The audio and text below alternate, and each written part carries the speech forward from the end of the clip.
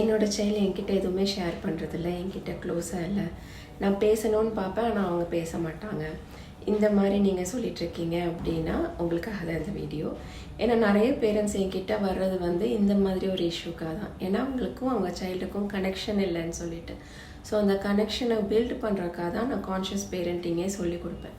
So இந்த மாதிரி வந்து சைல்டு வந்து என்கிட்ட பேச மாட்டேங்கிறாங்க, என்ன நடக்குதுன்னு ஷேர் பண்ண மாட்டேங்கிறாங்க அப்படின்னா ஃபஸ்ட்டு நீங்கள் வந்து பண்ண வேண்டியது, என் குழந்தை இது பண்ண மாட்டேங்கிறாங்க, இது செய்ய மாட்டேங்கிறாங்கன்னு அந்த ப்ளேம் பண்ணுறத ஃபஸ்ட்டு ஸ்டாப் பண்ணணும்.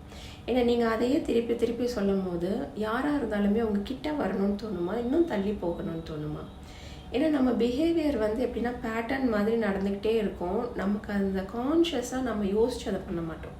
ஸோ ஃபஸ்ட்டு அந்த கான்ஷியஸ் அவேர்னஸ் கொண்டு வரணும். நம்ம வந்து ப்ளேம் பண்ணிகிட்ருக்கோம் குழந்தைய, இப்படி ப்ளேம் பண்ணிகிட்டு இருந்தால் அந்த குழந்தை வந்து நம்மக்கிட்ட பேசாதுங்கிறத புரிஞ்சுக்கணும். நம்மளை பற்றி யாராவது இப்படி சொல்லிகிட்டு இருந்தால் எல்லாருக்கும் இருக்கிறது தானே. ஸோ செகண்ட் என்ன பண்ணணும் அப்படின்னா, எதனால் வந்து குழந்தை வந்து பேசலை, அப்போ நம்ம பிஹேவியரை நம்ம தாட்ஸை என்ன மாற்றணும்னு தான் பார்க்கணும். ஏன்னா கான்ஷியஸ் பேரண்டிங்கில் வந்து பேரண்ட்டோட தாட்ஸு, பிஹேவியர்ஸ், எமோஷன்ஸை மாற்றி தான் குழந்தைய வந்து கனெக்ட் பண்ணுறதுக்கு ஹெல்ப் பண்ணுறது எப்படின்னு சொல்லி கொடுக்குறது. அப்போ வந்து எப்படின்னா நம்ம வந்து எல்லாமே ஆட்டோமேட்டிக்காக குழந்தை பண்ணிடணும் அப்படின்னு எதிர்பார்ப்போம். குழந்தை வந்து எல்லாம் ஹோம்ஒர்க்லாம் சொல்லிடணும், ஹோம்ஒர்க் எல்லாம் பண்ணி முடிச்சிடணும், டைமுக்கு சாப்பிட்றணும். இதெல்லாம் நம்ம எக்ஸ்பெக்டேஷன்ஸு, நம்ம மைண்ட்லேருந்து வர்ற ஸ்டோரிஸு. அதுக்கும் குழந்தைக்கும் சம்மந்தம் கிடையாது. ஸோ அந்த மாதிரி குழந்தை நடக்கலைன்னொடனே நமக்கு டிசப்பாயிண்ட் ஆகி நம்ம கத்த ஆரம்பிச்சிடும். என்ன நீ டைமுக்கே சாப்பிட மாட்டேங்கிற, என்ன நீ வந்து எதுவுமே ஷேர் பண்ண மாட்டேங்கிற, நீ இது பண்ண மாட்டேங்கிற, அது பண்ண மாட்டேங்கிறன்னு. ஸோ அதுக்கும் குழந்தைக்கும் சம்மந்தம் இல்லைங்கிறத நம்ம ஃபஸ்ட்டு புரிஞ்சுக்கணும். புரிஞ்சுட்டு எதனால் வந்து குழந்தை நம்மக்கிட்ட பேச மாட்டேங்கிறாங்க, நம்மக்கிட்ட க்ளோஸ் ஆகலைன்னா, சில்ட்ரனுக்கு வந்து பேரண்ட்ஸ் தான் எல்லாமே, பேரண்ட்ஸுக்கும் சில்ட்ரன் தான் எல்லாமே.